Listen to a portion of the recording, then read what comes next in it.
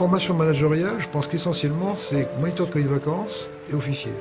Et donc, quand vous avez le même âge que les gens qui sont avec vous, il faut trouver des ficelles là aussi pour s'imposer. Et en fait, j'ai appris inconsciemment à faire en sorte que les choses se fassent d'elles-mêmes. Le management, c'est pas faire, c'est une forme de laisser faire pour faire en sorte que les choses se fassent d'elles-mêmes.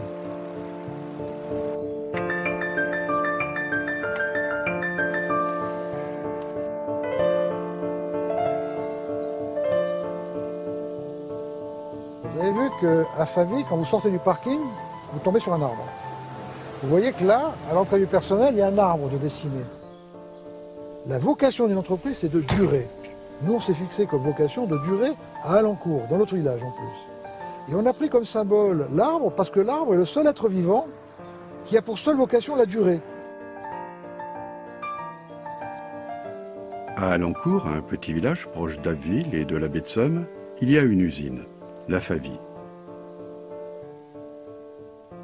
Cette fonderie de près de 600 salariés fournit à elle seule la moitié de la production européenne de fourchettes de boîtes de vitesse, ainsi que des rotors de moteurs électriques et diverses pièces sanitaires. 80% de son activité est consacrée à la sous-traitance automobile, un secteur où l'on délocalise beaucoup et où les contraintes techniques et financières imposées par les constructeurs sont souvent brutales. Malgré cela, en ce printemps 2008, la Favy affiche toujours de confortables bénéfices et semble durablement accrochée à son village. Le secret de cette réussite se trouve résumé dans un livre au titre quelque peu angélique. La belle histoire de Favy, ou l'entreprise qui croit que l'homme est bon. Je dirais que les grandes valeurs fondamentales, alors, dans le fonctionnement proprement dit, c'est que la performance vient des ouvriers, et qu'il n'y a pas de performance sans bonheur, et que pour être heureux, il faut être responsable. Donc il faut faire le maximum pour que les ouvriers soient responsables. D'où la notion de mini-usine, d'où la notion d'autonomie, d'où la notion d'absence de contrôle. Notre organigramme, chez nous, notre organisation, ce sont des mini-usines, des groupes de personnes, de 20 ou de 30, et ces mini-usines sont rattachées à un client. Donc on ne parle pas du client, mais on parle de son client. À la tête de la mini-usine, il y a le leader, un ancien opérateur coopté par ses collègues. Véritable chef d'une petite entreprise, le leader dirige sa mini-usine en totale autonomie. En contact permanent avec son client, il reçoit directement les commandes, définit l'organisation des équipes, les horaires, les congés, les primes, les augmentations de salaire, les investissements, les embauches et les licenciements. Je suis rentré en 85 comme opérateur pendant 7-8 ans et maintenant je suis leader sur Tel4. Pourquoi je suis chez Favy? Je suis rentré en 85 et je devais rester qu'une année. C'est le système de management qui a été mis en place par M. Zobris qui a fait que je suis resté là. Ce qui différencie vraiment le système Favy par rapport à d'autres usines, c'est qu'on travaille sur 2 niveaux. Il y a le directeur, et après il y a nous les leaders. Il y a 2 niveaux hiérarchiques au lieu de 7 ou 8 Au lieu de 7 ou 8, habituellement.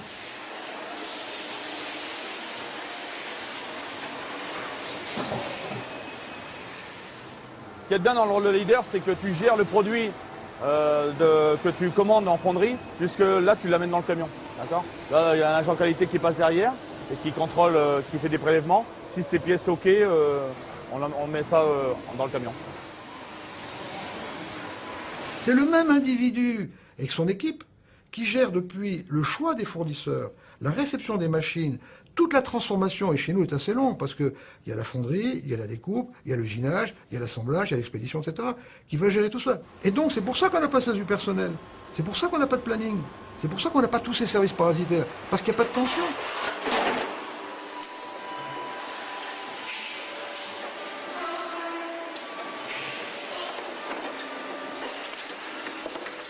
Au début, moi, leader, je pensais que j'étais chef. Mais en fin de compte, non, c'est pas ça. Nous, ce qu'on demandait à un leader, c'est d'être un bon manager d'un groupe.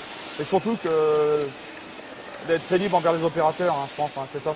C'est ce qui renferme tout. Hein. Si vous êtes con avec... je pense que si vous êtes con avec des gens, ils vont être cons avec vous. Ça, c'est sûr. Ils vont vous le redonner. Sûr. Pour moi, ce qui me sauve, c'est que j'ai quand même été opérateur pendant 8 ans. Et puis, je sais ce que c'est la production. Je sais de se lever à 4 h du matin pour aller bosser. Hein, faire des pièces, et c'est vrai que c'est pas évident. Opérateur, franchement, c'est pas évident.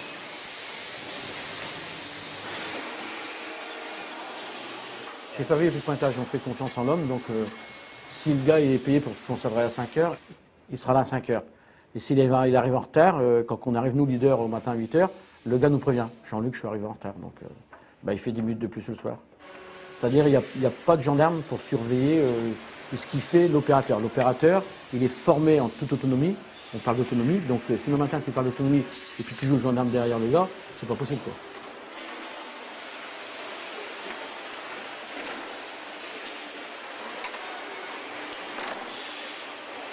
L'homme est comme on le considère. Si vous fermez tout à clé, il devient voleur. Si vous ouvrez tout, il ne vole pas. En fait, on fait tout ce qu'il faut pour que l'homme soit mauvais. Regardez le système de pointage qui disparaît de plus en plus.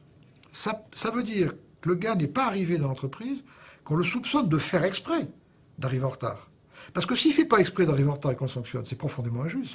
Dès qu'on fait ça, le gars a un comportement dans une entreprise qui est négatif. On me prend pour un con.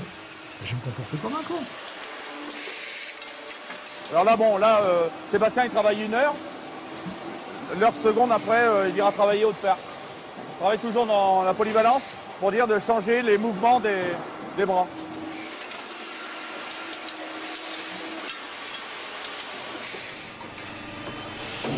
Donc sur les lignes, les gens, comme on les rend autonomes et polyvalents, ils aiment bien tourner chaque heure sur chaque poste.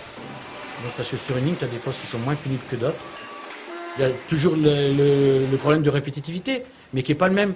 Tu ne fais pas la même opération à la première machine qu'à la deuxième qu'à la troisième, et ainsi de suite. Chez Favy, je suis rentré en 94, donc ça fait 14 ans. J'ai 12 ans d'entreprise et 2 ans d'intérim. Sinon avant, j'ai travaillé dans une serrurerie du Vimeux. C'était 8 heures sur la même machine, c'était juste qu'il ne fallait pas demander pour aller aux toilettes. Et c'était vraiment surveillé, quoi, à fond. Il y avait toujours quelqu'un derrière nous, c'était pas du tout le même système qu'ici. Ici, à partir du moment où vous faites votre travail, on ne vous dira jamais rien si vous allez boire un café tous les heures, quoi. Tandis qu'il y a des entreprises où je travaillais avant, c'était pas du tout comme ça, quoi. C'était 5 minutes tous les 2-3 heures et c'est tout, point barre, quoi. Nous ne sommes pas chronométrés, mais on a une cadence horaire à respecter. Mais c'est nous qui gérons la production. En fait. Le principal, c'est que les 1800 pièces en 8 heures soient faites en fin de journée. Je ne veux pas dire qu'on fait ce qu'on veut, mais bon, on est très libre.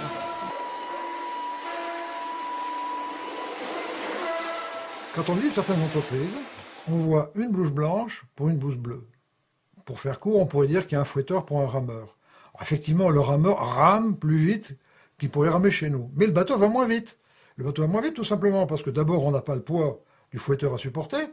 Et deuxièmement, dans la première entreprise, ni le rameur ni le fouetteur savent où ils vont, ni comment y aller, ni pourquoi y aller. Alors que dans notre système, chaque opérateur, chacun des collaborateurs, sans fouetteur, sait parfaitement où il faut aller.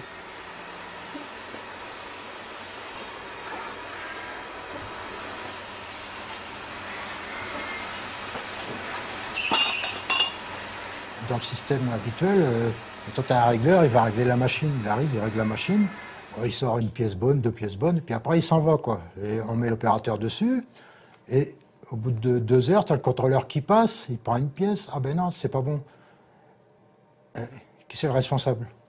Celui qui vient de faire les pièces, qui n'étaient pas bonnes. Comme ça se passe, de toute façon, on dit c'est celui qui l'a fait.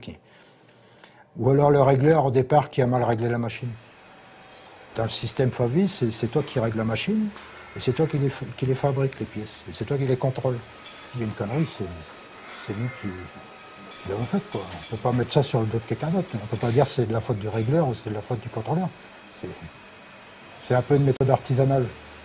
Donc ça veut dire que ce système très hiérarchique est générateur de conflits. Oui.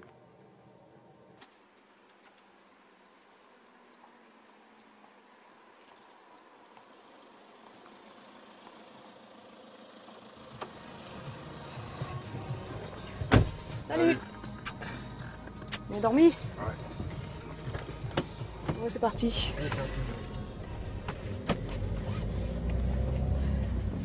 Quand je travaille du matin, je me lève, il est 3h30 du matin pour partir de chez moi vers 4h15 pour un début de poste à 5h. Et ça pendant 5 jours. Et la semaine suivante, c'est l'après-midi, 13h, 21h. Le monde appartient à ceux qui se lèvent tôt. C'est vrai, hein.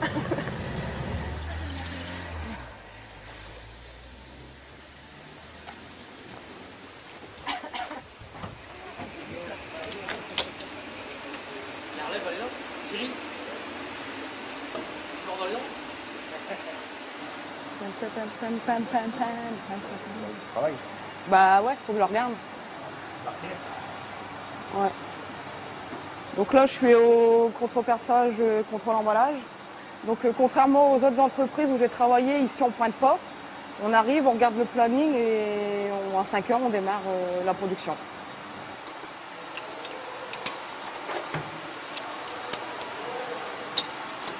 Et là, c'est parti pour 8 heures. Et là, c'est parti pour 8 heures. Voilà.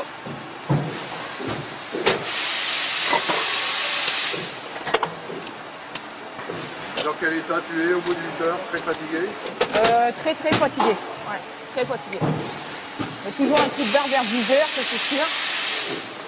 Mais bon, c'est un rythme à prendre. Mais bon, très fatigué en fin de journée, quoi, c'est clair. Voilà. Et le pire, c'est que ma journée, moi, n'est pas terminée parce que j'ai les enfants l'après-midi, donc voilà.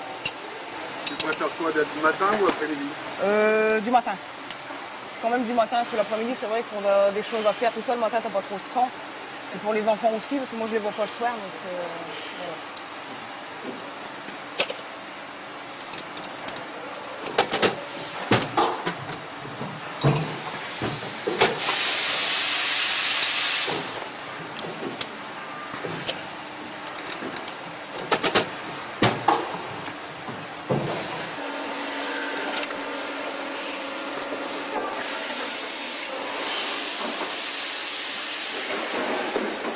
Je reviendrai voir M. Coquet dans la semaine, comme je suis de nuit. Il y a réunion fictive jeudi. Je vous tiendrai au courant n'importe comment. Bon, sérieux, Cyril, là, c'est vous qui tenez le bateau, là. Hein? Comme tu peux voir, tu vois. J'ai fait 21h, 5h, j'ai attendu que tous mes gaz arrivent, là. Je leur ai passé quelques mots, quelques ordres. Maintenant, toi, je l'ai laissé tout seul jusqu'à 8h. À 8h, on va dire que tu as tout ce qui est administratif qui arrive. Responsable, commercial, etc., etc. Là, ils ont le bateau jusqu'à 8h. Là, je leur fais confiance. C'est eux qui gèrent, et de 5 à 8. Passez quelques mots, et je pense que ça va aller. Passez une bonne nuit, vous passez une bonne matinée. La vie est rose. Voilà, j'ai passé un petit coup de téléphone à mon collègue de fonderie.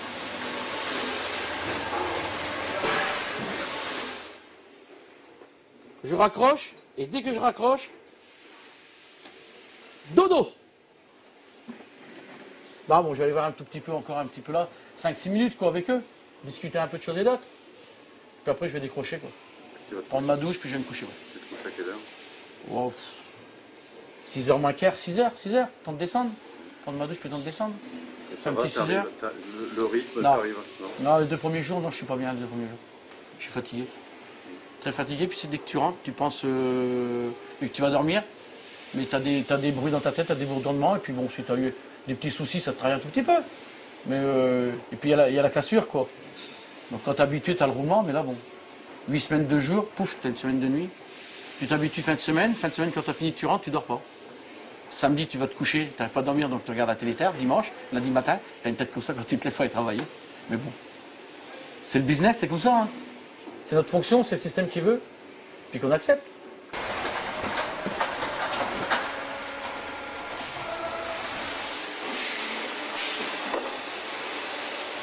Moi, je suis habituée, mais bon, c'est vrai qu'au début, un peu trimé, du fait que c'est cadencé, c'est vraiment des cadences élevées. Mais bon, c'est un rythme à prendre. Une fois qu'on a l'habitude, on le voit avec les nouveaux intérimaires quand ils viennent. Selon les personnes, c'est vrai qu'ils ont du mal à suivre quand même.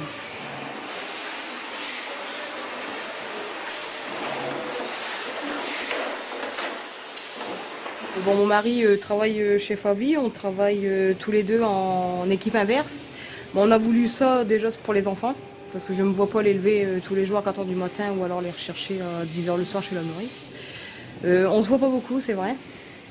Mais bon, on a fait plutôt ça pour les enfants.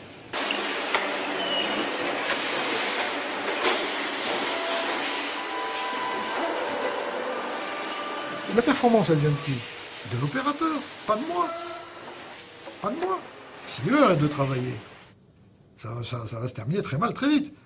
La performance vient des opérateurs. Je persiste à croire que sinon nous gagnons gentiment bien notre vie, ce qui nous permet de nous développer, de nous diversifier, alors que mes confrères sont dans le rouge, c'est parce que mes opérateurs sont 2 ou 3% plus productifs que les leurs. C'est tout. Ils le sont. Pourquoi? Parce qu'ils sont moins malheureux. Parce qu'ils sont plus heureux. C'est tout. Moi, parce qu'ils sont plus autonomes. Parce que chez nous, on ne dit pas à un gars, tu te mets sur telle machine, ils arrivent le matin, ils voient qu'il y a 8000 pièces à faire, ils se débrouillent entre eux pour faire les 8000 pièces à faire. 50% de nos baisses de coûts sont des idées d'opérateurs qui font tout seuls. Tu as des gens qui rentrent que pour appuyer sur un bouton, en gros, on va dire. Et puis en parlant avec eux, les gens sont riches, savent faire d'autres choses. Donc on se dit, tiens, si on l'orientait sur tel machin, peut-être qu'il pourra amener telle amélioration sur la machine. Je fais plus vite et qu'on sourit quand même. C'est-à-dire qu'il faudrait Tourner la machine. déjà la retourner, ouais, pour avoir dans le sens, pour avoir les pièces qui arrivent de chaque côté et non pas dans le dos. On essaie de réfléchir sur l'amélioration de poste de travail sur une ligne. On s'est aperçu que l'opérateur, d'autant plus nous, puisqu'on tourne dessus, on s'est aperçu qu'il y avait beaucoup de rotation de bassin. Trop de rotation, ouais. Donc la plupart des opérateurs se sont plaints, entre guillemets, du fait du mal de dos, surtout le mal de dos. Hein. Ouais, mal de rein, quoi, c'est-à-dire le bas du dos. Et puis bon, un piétinage aussi, parce que fatalement, on tourne, mais on ne tourne pas que le bassin, on marche aussi, donc ça piétine beaucoup. Ce qui fatigue énormément, quoi, en fin de journée. T'es crevé. Donc bon, on a commencé avec un plan, bien sûr, qu'on a scanné et puis qu'on a découpé pièce par pièce. Et qu'on a modifié et remodifié pour justement trouver vraiment le.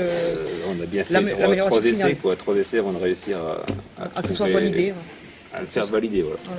C'est que ces crosses-là, ils arrivent ici, en dessous de la machine. En passant en dessous, à la rigueur, ils pourront rectifier la porte. Hein. Puis la remonter un peu s'ils veulent l'ouvrir sans avoir de problème. Et puis rallonger le rail ici, qui va venir ici à la place de celui-là. C'est tout. Comme ça, tout est ici et ici. Voilà, pour pouvoir travailler. La plupart des entreprises ont des boîtes à idées. Alors déjà, dès le démarrage, c'est bâtard. Les idées d'ouvriers sont jugées par des cadres. Comment voulez-vous qu'un cadre juge une idée d'ouvrier? Nous, on ne parle pas d'idée. L'idée, c'est rien, l'idée. Mais laisser l'individu aller de l'idée à l'action, c'est son autonomie. Lui dire, donne-moi ton idée et on regardera si on pourra la mettre en action, il n'y a pas d'autonomie. Et le gars a l'impression qu'il se fait voler son idée, même si on donne 4 sous derrière. Je pense qu'à un moment donné, les idées des opérateurs doivent être récompensées. Les opérateurs... Vous stimulez quand même, vous stimulez ça. Oui, les opérateurs sont moteurs hein, dans la mise en place d'actions d'amélioration. Alors effectivement, on stimule par les différents trophées. Alors, c'est Bruno Louvergne. Chez Favy, les trophées sont réservés aux seuls ouvriers, héros d'un système qui stimule et valorise leurs performances. Celui des parrains productivité attribue chaque mois une prime de 1 000 € à l'auteur d'une action d'amélioration dans ce domaine. Félicitations parce que vous avez remporté le prix des parrains productivité pour ce mois de juin. Donc félicitations, on applaudit.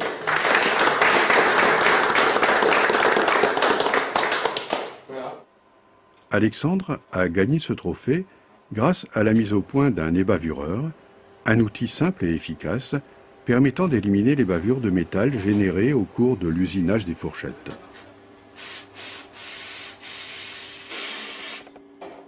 On fait quand même de grosses quantités de pièces par jour, et c'est toujours 2 trous par pièce. Et quand on calcule à la fin de la journée, ça provoque quand même une bonne fatigue de l'opérateur. Non seulement au niveau du poignet, mais aussi au niveau de la paume de la main. Donc quand on m'a mis sur cette machine-là, j'ai mis au point, en réfléchissant à un tournevis mécanique, vous savez, les tournevis que quand on appuie, ça serre les vis, quoi. C'est le même système, sauf que là, il y a une petite fraise au bout, et quand on appuie, la fraise se met à tourner automatiquement, hein, et quand la bavure saute. Il y a le côté réputation, c'est vrai, mais il y a aussi le côté salaire qui joue. Hein. C'est quand même pas rien, une prime de 1 000 € pour un objet fabriqué en 2 heures.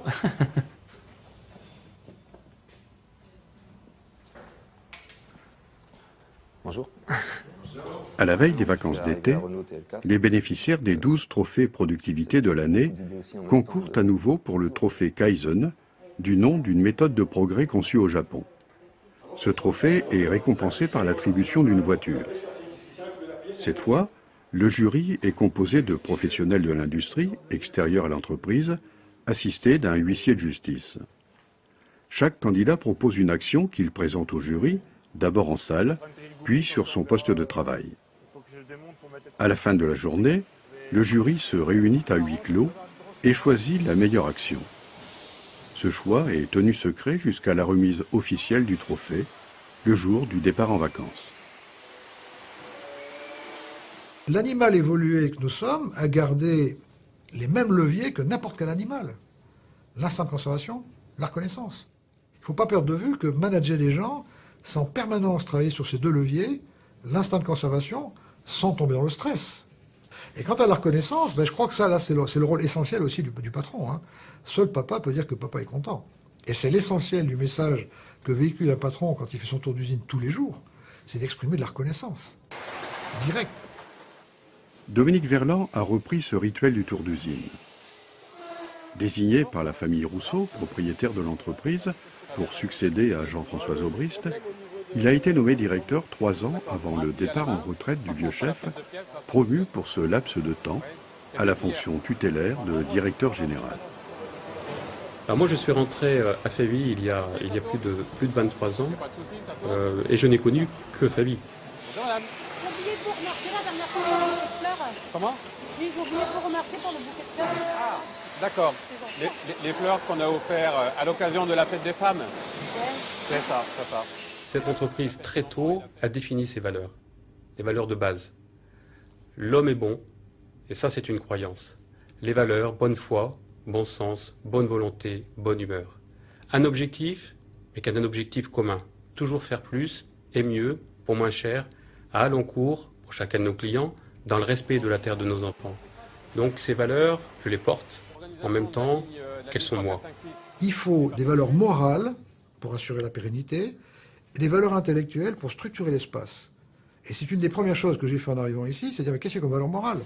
On a 2 valeurs, et c'est nos valeurs de base. L'homme est bon, l'amour du client. La plupart des entreprises ont un système tel qu'on a l'impression que c'est le patron qui paye tout le monde. Chez nous, tout le monde a compris que c'était les clients qui payaient. Et qu'il ne fallait pas être dévoué au patron, il faut être dévoué aux clients. Il y a une culture qui est faite quand même à travers la bonne foi, le bon sens, la bonne volonté, la bonne humeur. C'est Cartax Favy, et on sait pertinemment, c'est pour ça qu'il y a le logo sur les t-shirts, on travaille par et pour le client. C'est notre devise, on sait bien que si le client nous achète rien, on est mort. Bébé, un truc qui me perturbe. Tu pourrais me redire ce que tu avais dit la dernière fois à Cléon, les 4 axes Favy, là. Ah oui. Mais les tiens, les tiens. Amour du travail bien fait, recherche de la perfection, sensibilité du réglage et soumission totale à mon leader. Soumission totale. Une dimension dans tes messages. Non, Le génisse. Pas soumission totale. Soumission totale. Monsieur Zobrist, il a dit loyauté envers votre leader. Ah ouais, c'est vrai. Chez Favy, les slogans porteurs de la culture d'entreprise sont présents partout dans l'usine.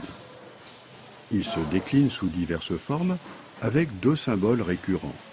L'arbre, symbole de pérennité et d'abondance, et le cœur, symbole d'amour, celui du client, et de bonté, celle de l'homme. Cet ensemble de valeurs, intériorisées par les salariés, constitue une sorte d'ordre moral, pouvant être vécu comme un système culpabilisant, fait d'interdits qu'il convient de ne pas transgresser. On peut croire que, comme il n'y a pas de pointeuse, comme ils sont autonomes, eh bien, on se dit « Ah là là, il n'y a pas de système de contrôle ».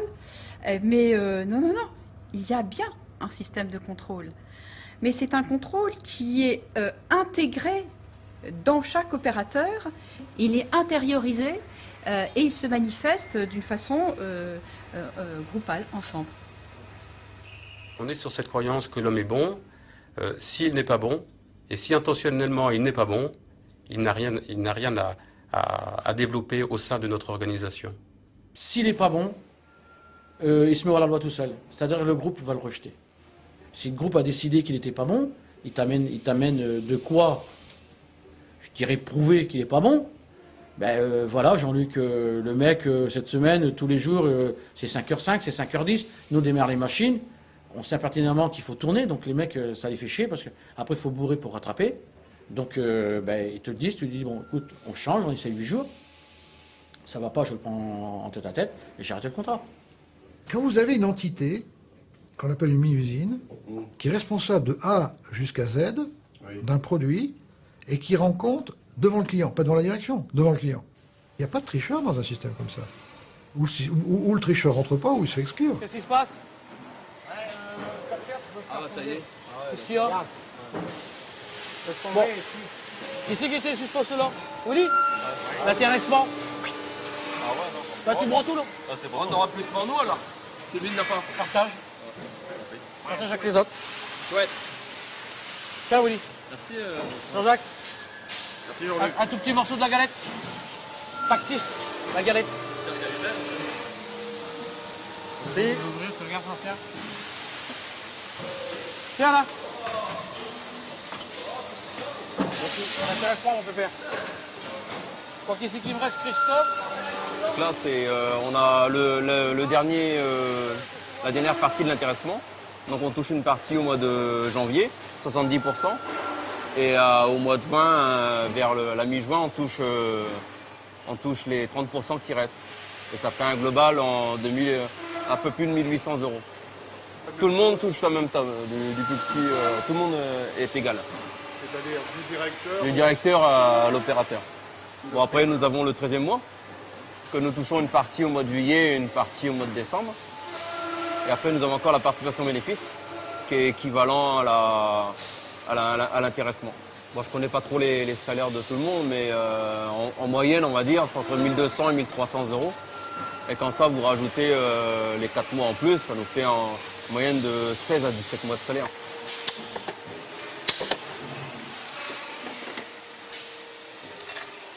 La vocation de l'entreprise privée, c'est d'être une machine à faire du fric. Et un patron est une machine à faire du fric. Alors, c'est pas un patron. La seule différence qu'il y a entre ce qu'on a fait nous et ce qu'ont fait les autres, c'est que nous, on part du principe que l'altruisme et une forme d'humanisme est le meilleur moyen de faire du fric. Il ne faut pas tout mélanger. Nous ne sommes pas humanistes par charité. Non, c'est pour faire de l'argent. Régulièrement, les opérateurs rendent visite à leurs clients. Cette année, ceux de la mini-usine Renault sont partis 3 jours en Roumanie découvrir l'usine d'assemblage des boîtes de vitesse TL4 de Pitesti, peu de temps après une importante grève des salariés roumains, conclue par une augmentation de leur salaire. Une visite qui n'a fait qu'accentuer les interrogations des opérateurs de la FAVI sur les risques de délocalisation dans leur secteur d'activité. Puis l'ambiance était comment suite à leur mouvement de grève? Oui, pour eux, c'est un bien. Ils vont qu'un plus, comme son PR n'est pas crête, Ouais, voilà. un jour ils vont gagner un peu comme nous. Voilà. Mais s'ils gagnent comme nous, peut-être après nous se poser des questions. C'est-à-dire, Ouais, s'ils gagnent comme nous demain, c'est mieux pour nous ou c'est mieux pour eux? Non, c'est mieux pour nous. Pourquoi, Jean-Luc? C'est mieux pour nous? S'ils ont le même salaire que nous, il n'y a pas de raison qu'ils aillent ailleurs. Donc ça vous a semblé quand même exorbitant que Renault investisse autant de pognon là-bas? Il faut qu'ils rapportent vraiment de l'argent, parce qu'avec tout ce qu'ils ont mis Quand comme même, argent dedans. Moi, j'ai été étonné de nous voir C'était si moderne. Quand Ouais, même, c'est moderne. des moyens, ils ont les moyens de travailler. Ouais. Et nous, on a le savoir. Toi, pour toi, par la suite, ce qui fait la différence, c'est productivité puis le savoir-faire, la qualité. Voilà, ce qui pourrait, s'ils viennent à une qualité comme la nôtre, là, ça serait pas bon pour nous.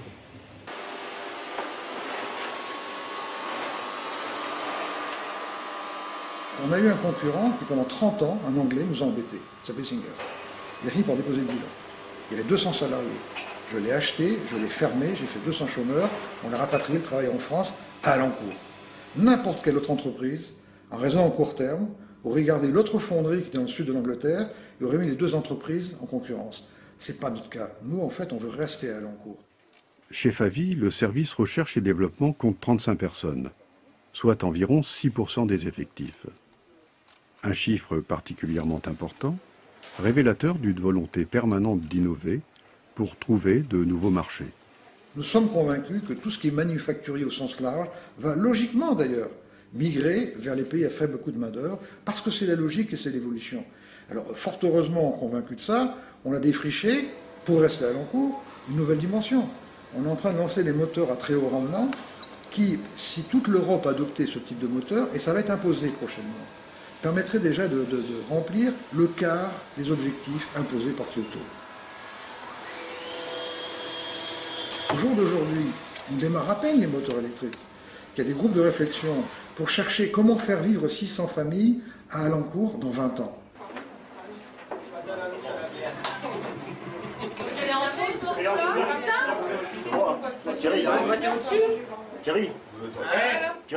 Ici, l'entreprise ferme au mois d'août. Le jour du départ en vacances est donc un jour particulier. La pause casse-croûte s'éternise et constitue un moment privilégié de détente et de convivialité, parfois assombri par le départ d'intérimaires en fin de contrat. Il faudrait que les lois changent, il faudrait que les patrons aient le droit qu'ils arrêtent un petit peu de prendre des ouvriers, des kinés, après, quand ça mettons vraiment comme auparavant, c'était quand même pour remplacer vraiment des malades. Tandis que maintenant, c'est pour la charge de travail. Alors, la charge de travail, si on prend vraiment dans l'année, il y a quand même beaucoup de lots. Et puis après, ils jouent là-dessus, charge de travail qui augmente. Moi, c'est beaucoup moins. C'était quand même pour côté un souvenir de nous. Voilà. Hein?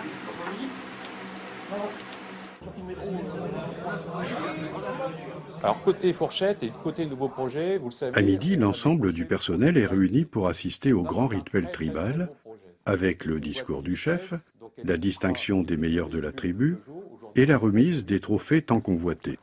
Bravo à Patrice. Félicitations. Parmi ces trophées, il y a celui du présentéisme, qui attribue par tirage au sort une prime de 750 € placée dans une enveloppe. Tout en billets. Hein? Monsieur Alain Herbin, en grand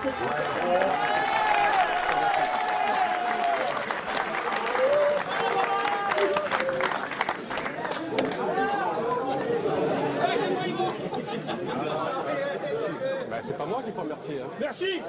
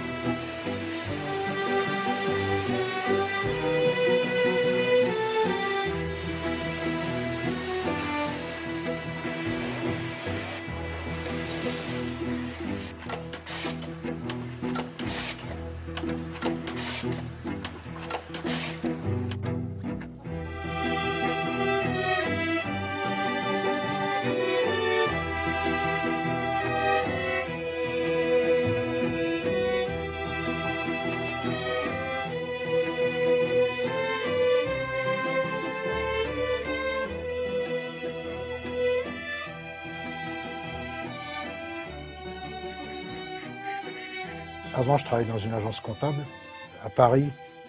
J'avais un gros manque. Et être enfermé dans une grande ville comme ça, avec beaucoup de monde, c'était pas mon truc, quoi. Alors de ce fait, j'ai suivi une formation en mécanique pour pouvoir revenir dans la région où beaucoup des boulots sont sur les sites industriels, quoi. Moi, je gagne peut-être moins d'argent, mais je suis plus heureux comme ça, quoi. On m'a traité de fou. Bon. J'aurais pu faire bûcheron, j'aurais pu faire n'importe quoi, mais il fallait que je trouve du travail par ici, quoi.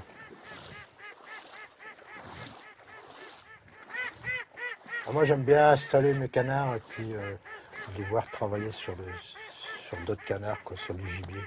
C'est-à-dire, eux, c'est pareil, quand ils les voient arriver, ils se mettent à chanter plus fort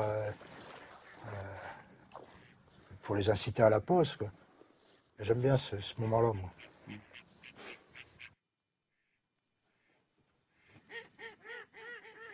Le fait d'être enfermé 8 heures, entendre le bruit des machines, venir dans un endroit calme. Bon, il y a le bruit des canards, mais je veux dire, à part ça, c'est calme, quoi. Et puis bon, la nuit, il y a une vie dans la baie.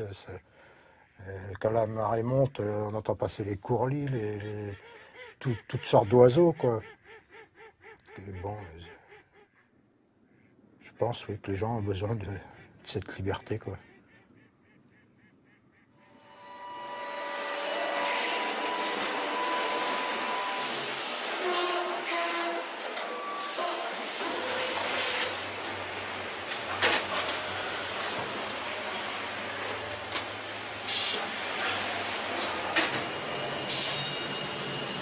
Chez Favy, la plupart des ouvriers sont d'origine rurale. Fils d'agriculteur, Bernard a d'abord été ouvrier agricole, puis a intégré l'entreprise en tant que cariste. En culture, si vous voulez, c'est une famille. On travaille pour ses parents, donc on travaille dur, on travaille sans compter. En fin de compte, quand vous semez le blé, et vous ne touchez pas l'argent tout de suite, vous ne le touchez qu'à la récolte. Donc on est venu travailler, moi je suis venu travailler à la Favy en me disant, mon salaire, bon, c'est bien de l'avoir, tout le monde est content d'avoir un salaire, mais la priorité c'était quand même de sortir le produit, que le client soit content. Ensuite, être payé du produit qu'on a sorti. Et je pense que c'est ça la différence, c'est que quelqu'un qui n'a jamais travaillé en culture, on a une famille, c'est une famille. Moi j'ai commencé à 9-10 ans derrière un cul des vaches, hein. Ça faut pas l'oublier, et ça forge. Je pense qu'on est plus apte à accepter des choses. Ouvrier modèle, Bernard fut l'un des premiers opérateurs cooptés pour devenir leader. Il fut également le premier salarié de l'entreprise à se rendre au Japon. Depuis, tous les 2 ans, un groupe d'une quinzaine d'opérateurs part en pèlerinage à la Mecque de l'industrie mondiale pour un séjour de tourisme industriel. L'objectif de ces voyages d'études est double. D'abord, valoriser les ouvriers méritants et ensuite, observer les méthodes de travail appliquées au Japon afin de les traduire au retour en judéo-chrétien picard, terme cher à Jean-François Zobrist.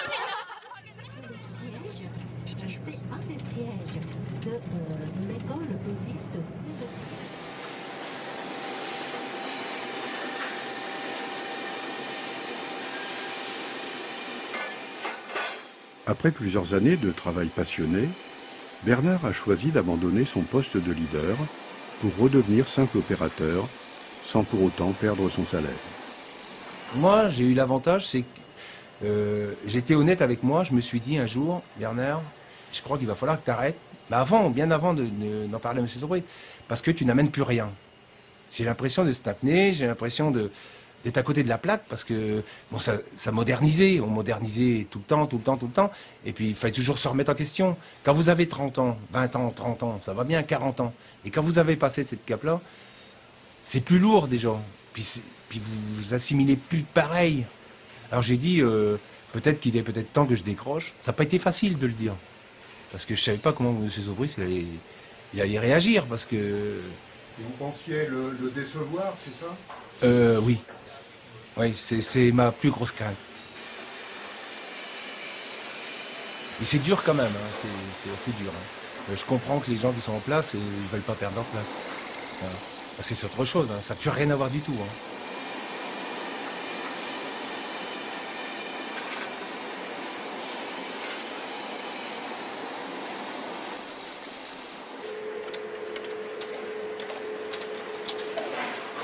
Jean-Luc Damelincourt souhaitait lui aussi devenir leader, et ses collègues ne l'ont pas coopté. Je ne suis pas malheureux à Favy, loin de là. Hein. Mon boulot m'intéresse, en fonderie, pour moi, j'ai rien à dire. Hein. Mais ça m'a foutu un coup pour la place de leader. Quoi. Je suis arrivé à Favy il y a 21 ans. Je suis arrivé, on était entre 200 et 250 personnes. Il y a M. Zobrist, il avait son système pour que les opérateurs s'intéressent à leur travail, ouvert un peu à tous, formation, tout ce qui s'en suit. Là, on est arrivé entre 500 ou 600 personnes, je ne sais pas exactement combien il y en a. C'est un peu moins ouvert au niveau des opérateurs. Enfin, moi, je le prends comme ça. Maintenant, ça se passe entre leaders, quoi. Ils décident tout entre eux, que l'opérateur est... Enfin, pour moi, il est là, puis c'est tout. À mon avis, c'est une dérive qui se passe actuellement à Faville. Pour moi c'est une dérive.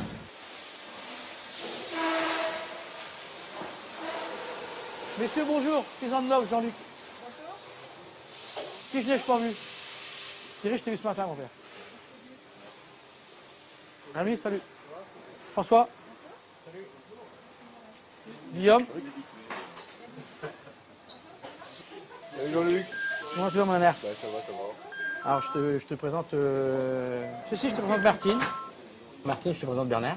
Bernard, ça a été un des premiers leaders de Faville. Je suis arrivé en 85, moi je suis arrivé comme opérateur. Et c'est lui qui m'a tout appris sur les machines spécifiques d'usinage. Donc, ce qui m'a permis, moi, par la suite, de me dégager. Puis, grâce à son savoir, ce qui m'a transmis de devenir leader aussi, quoi. Mais à la base, c'est Bernard qui est là, qui nous a tous formés. Presque tous.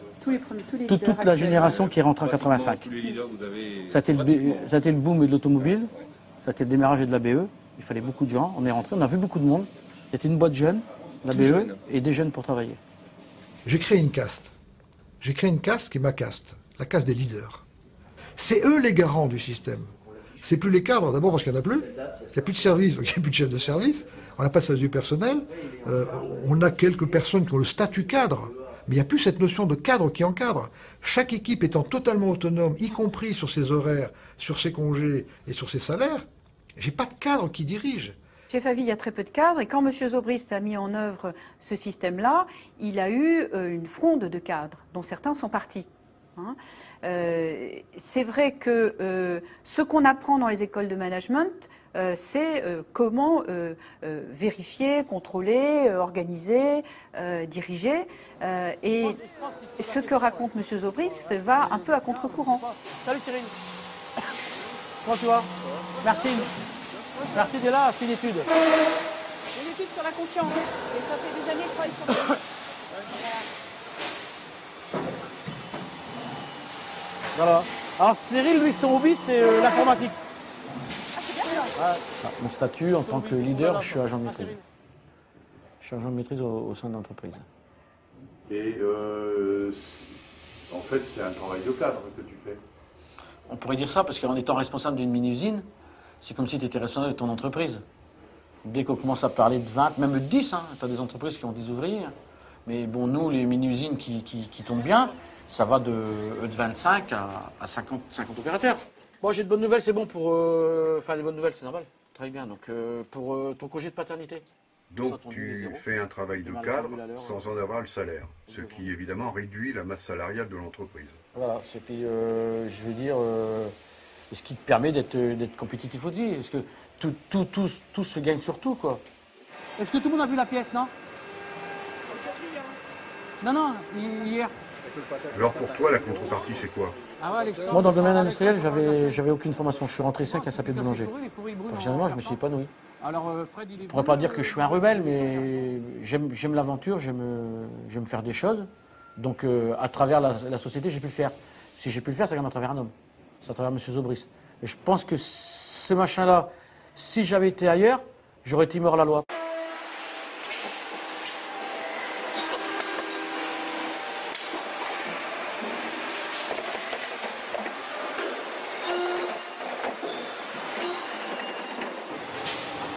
Quand je vois ce tableau-là, je comprends que vous avez de moins en moins de boulot. Voilà. Hein, qu'est-ce qui se passe? Là, tu remarques que toutes les machines tournent. Bah oui. Début d'année, on a une grosse demande très forte au niveau de la TL4 sur Séville, Roumanie. Oui. Roumanie, ça commence. Et là, on voit que depuis quelques semaines, la conjoncture est défavorable. Donc Renault actuellement vit mal. Donc si Renault ne vend pas de véhicules, directement, tout ce qui est sous-traitant, nous pour la fourchette, on en subit les conséquences. Donc ce qui chagrine un petit peu actuellement, là depuis 15 jours, c'est ce qui est dit au niveau des médias. C'est-à-dire Renault va licencier, Renault va chômer. Ça c'est le mois d'août. Là c'est le mois d'août. Ça c'est septembre. Voilà, c'est septembre. Donc on voit bien, tu vois là. Regarde aussi cette Là, tu as les lignes qui ne tournent pas. Tout le monde fait du moins 100, même les opérateurs qui sont actuellement dans la ligne. On voit bien, on tourne un peu au ralenti, ils font du moins 100. Est-ce que ça va durer? Est-ce qu'on va pouvoir continuer comme ça? Tout le monde se pose la question. On a un peu les boules, quoi, quelque part.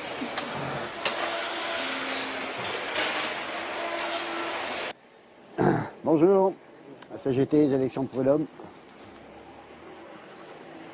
Bonjour. Vous n'avez pas de syndicat là-dedans? Non.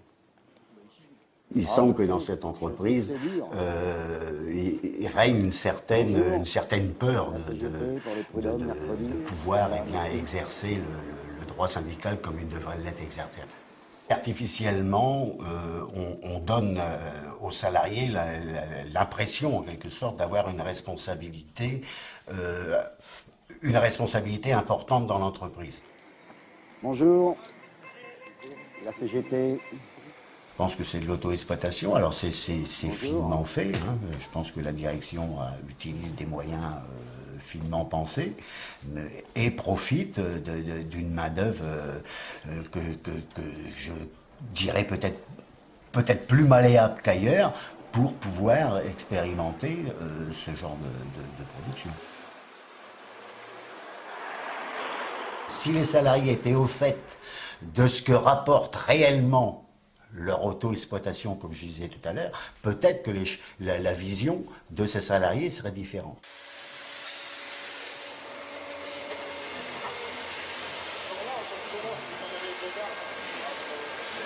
Heureusement pour nous qu'ils ont des bonnes dividendes. Autrement, l'entreprise ne serait peut-être plus ici. Nous, c'est l'entreprise familiale, c'est une seule famille en fait. C'est mieux ça? Oui, c'est mieux, oui. Oui, beaucoup mieux.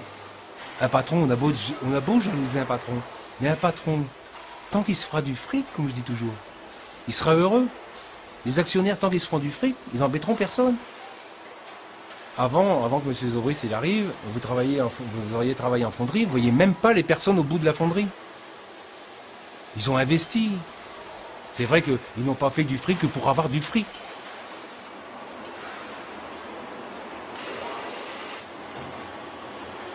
S'il y avait eu un syndicat chez Favie, est-ce que M. Zobrist aurait pu mettre en place son système qui est quand même très particulier, très original? Moi, je pense que non. Et pourquoi? Parce que c'est deux clans toujours opposés, quoi. Et donc, il y a toujours un clan qui aurait empêché l'autre de faire ce qu'il avait envie de faire, quoi.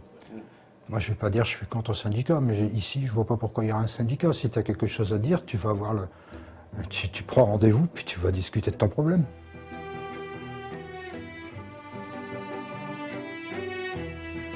Alors que dehors, la nature s'apprête à affronter l'hiver, l'arbre d'abondance qui décore l'entrée de l'usine demeure chargé de feuilles et de fruits. Un arbre aux allures bibliques qui semble éternel. Mais l'hiver s'annonce rigoureux. Les craintes de Jean-Luc se confirment, les commandes chutent fortement, le contraignant à se séparer de ses intérimaires.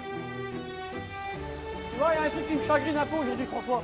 Ça n'a pas été une bonne journée, tu vois, parce que aujourd'hui, il a fallu que j'arrête 3 intérimaires sur 5 qui me restaient. Et à un moment donné, il y en avait à peu près 13, j'en avais 13. Parce que la conjoncture permettait de faire rentrer 13 personnes, forcément. Mais là, bon, ceux qui me restaient, c'était les parties des meilleurs. Et puis humainement, bon, ça me plaît pas trop parce que on a investi sur eux. Les mecs, ils étaient performants.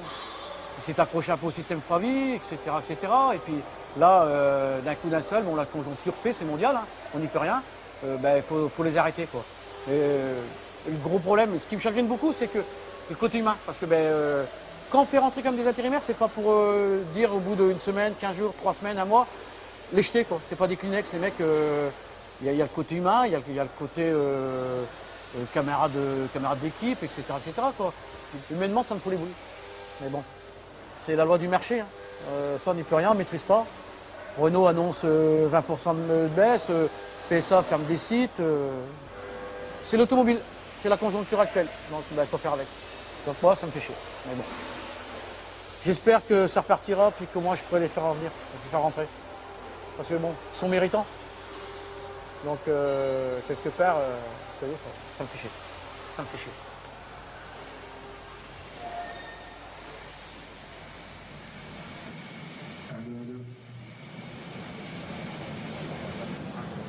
À la veille des congés d'hiver, après 25 années passées à la tête de l'usine, Jean-François Zobrist prend sa retraite. Ce qu'il considérait comme un non-événement fait toutefois l'objet d'une petite fête organisée par le comité d'entreprise. Ah oui, vous avez la passion pour le... C'est gentil, c'est très gentil.